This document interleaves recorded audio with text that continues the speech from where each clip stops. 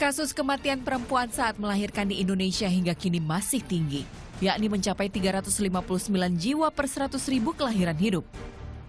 Jumlah ini besar jika dibandingkan dengan angka normal target pemerintah yaitu sebesar 102 kematian per 100.000. Dari tahun ke tahun, angka kematian ibu pada tahun 2012 meningkat sebesar 131 jiwa dari tahun 2007. Meskipun pada 2007 penghitungan angka 228 jiwa belum menyeluruh hingga daerah Indonesia Timur.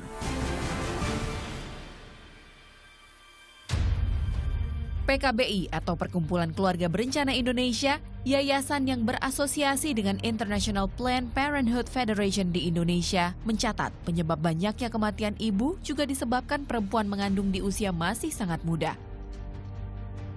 Pada undang-undang, perkawinan usia perempuan yang diperbolehkan menikah adalah umur 16 tahun. Umur ini dianggap PKBI sebagai umur yang terlalu muda. Salah satu penyebab kematian ibu itu perdarahan memang sekitar 31%, kemudian hipertensi sekitar 25%, lainnya penyebab lainnya itu sisanya itu penyebab lainnya.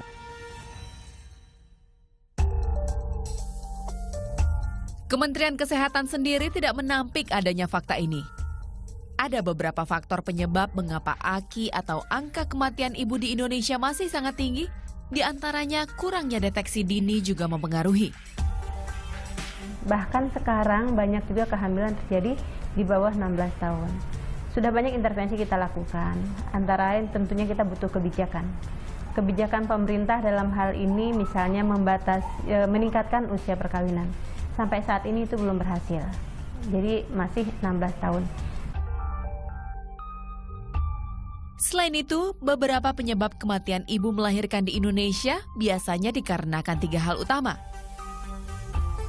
Memang ada 3 penyebab besar, 3 utama penyebab dari kematian ibu.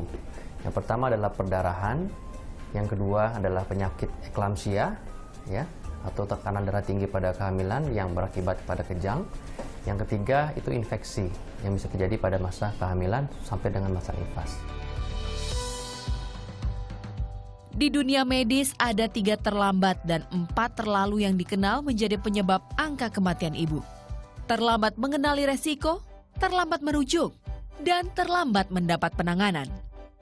Sedangkan untuk 4 terlalu dikenal dengan terlalu muda, terlalu tua untuk hamil, terlalu banyak anak, dan terlalu dekat jarak antar anak.